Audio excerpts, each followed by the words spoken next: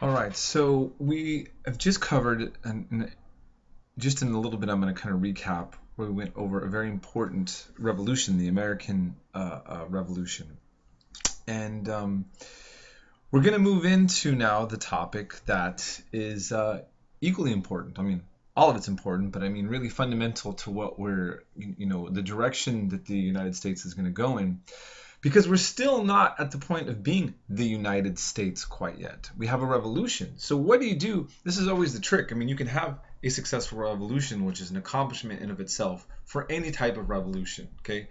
But then the next question is, okay, now you did this. You know that saying, watch what you ask for, you just might get it. Okay, so you have the revolution. What next? And we end up leading ourselves into something that we as Americans, most people from the left and the right, I will even say the far left and the far right, really still see much value, to say the least, in the US Constitution.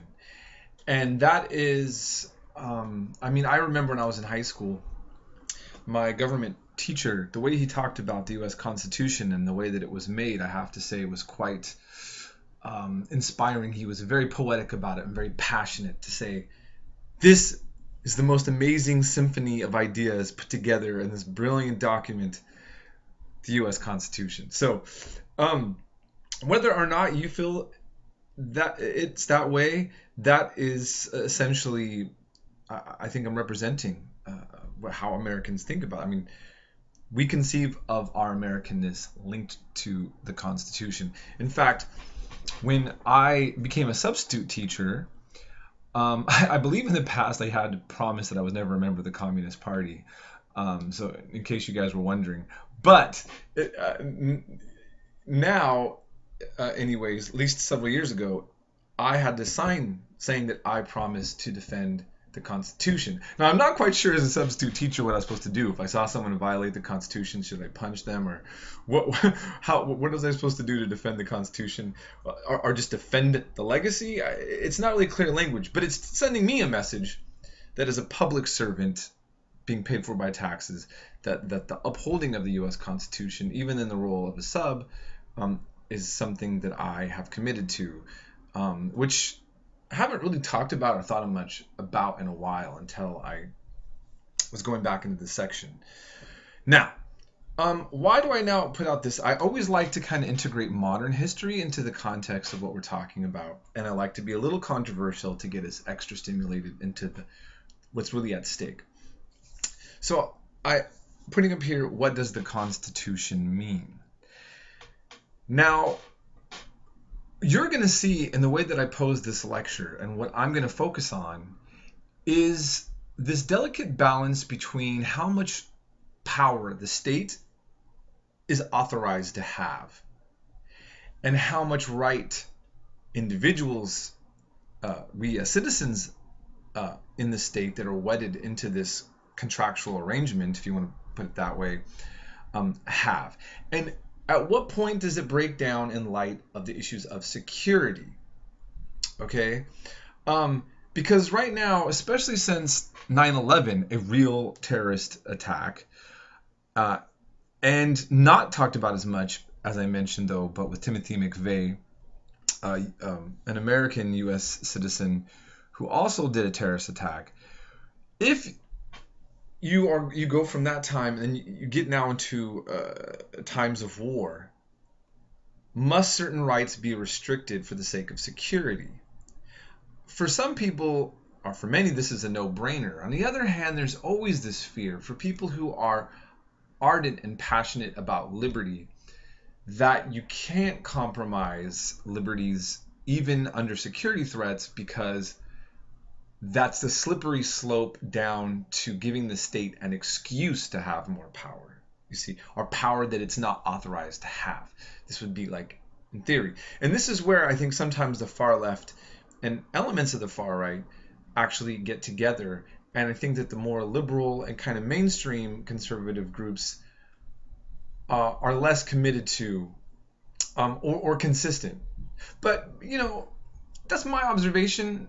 I'm not making a scientific statement of fact, right? Or a statement of fact, to put that way. I just want you to kind of like think about what I'm saying. Now, I brought up this topic because now we're out of time with the issue of terrorism, where there's drone strikes. And there was a controversial moment where there was a man named Al-Awlaki, the father of this young boy. He's Yemenis ethnic background, but he was a U.S. citizen, raised in the United States. And this boy's father was accused of being a terrorist living in Yemen, and the United States attacked him. Now, the elephant in the room was he was a citizen, and the Constitution gives citizens the right to a trial when you're accused of a crime. But instead of him going to trial, the United States government simply assassinated him. And then, even more controversial, but not talked about as much, and I promise you this is not debated, this is a total fact. This 16-year-old boy, a U.S. citizen, after his father was assassinated, was killed by a drone strike.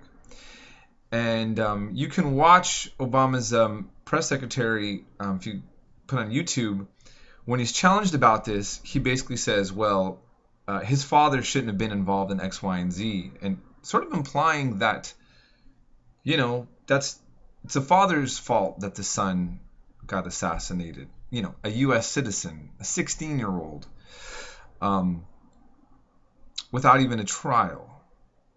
I think that is problematic. Now, one of the arguments that the U.S. government makes is that if a citizen accused of being a terrorist is not accessible to the law, like for instance being in Yemen, hiding somewhere, then that gives the state the right to bypass that due to these these kind of extreme circumstances.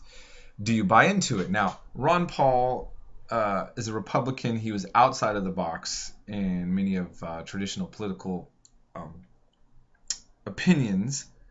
But here's his response on this when there was mentioning of the attack on the terrorist, or accused terrorist.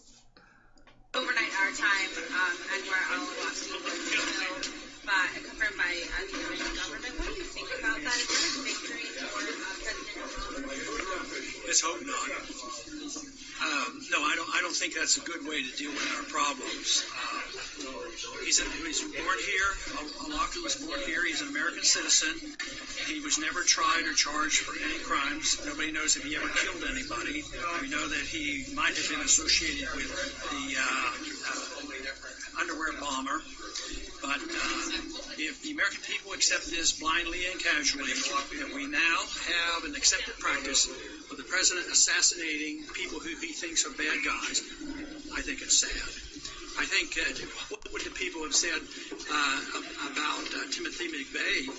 We didn't assassinate him. They were pretty certain that he had done it. They went and put him through the courts and they executed him.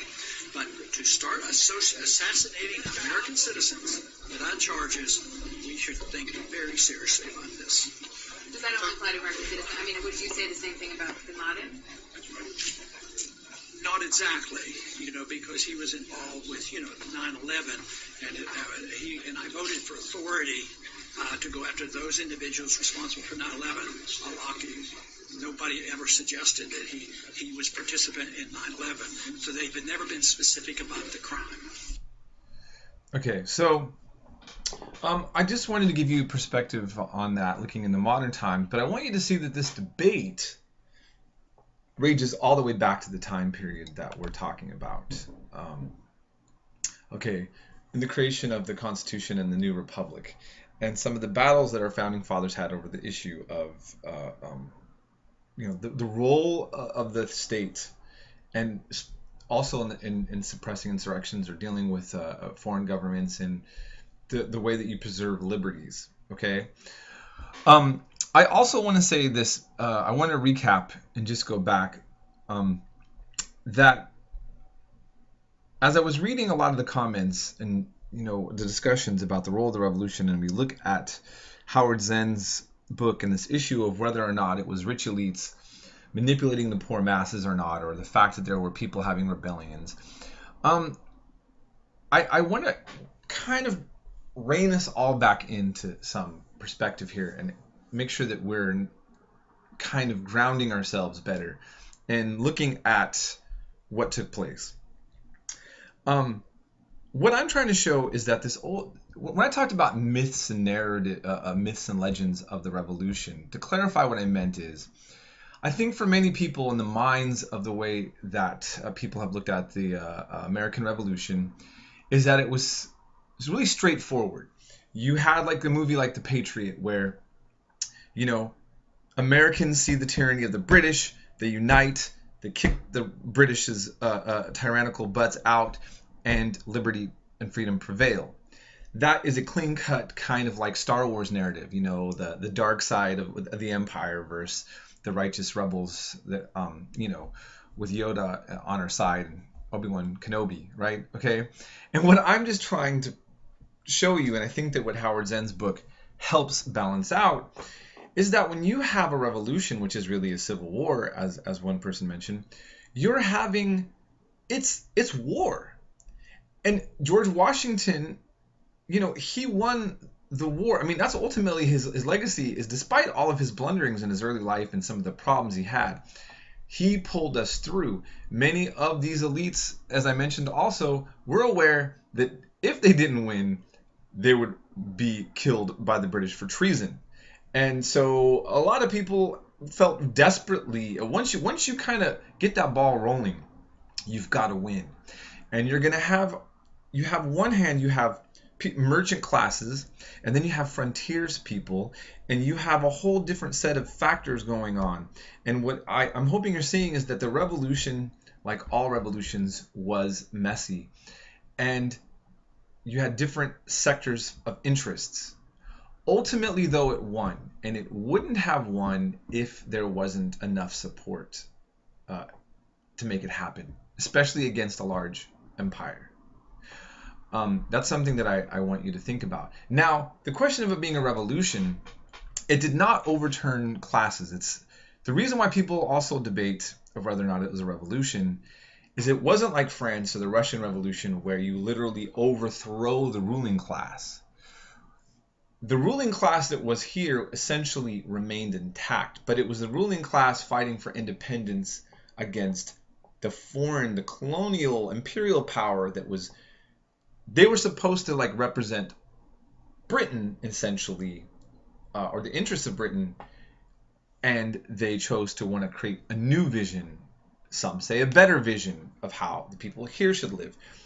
Many people who were loyal to the British there paid the price here, and many fled to Canada. And so, you know, essentially this is what we're coming out of. And so I'm hoping that, again, that my idea is for us to think about history in terms of nuance. Now, what's interesting is after this revolution, the first country to acknowledge the U.S. as a legitimate independent state, and I kid you not, look it up, is Morocco. An African, Arabic-speaking Islamic country is the first nation to acknowledge the United States as an independent nation, and we've had a strong relationship with the monarchy there ever since. You want to talk about an odd trivia fact that could be talked about more, and I just looked up an article online where Forbes was advocating the celebration of this long legacy, and every president that's ever gone there, when they do or they talk about Morocco, they point this out. Well, that's not on the radar, is it? Just thought I would point that out. Okay, so I'm going to stop here. This was kind of a preliminary to what I'm going to go into, and I will actually start with the lecture on this important topic.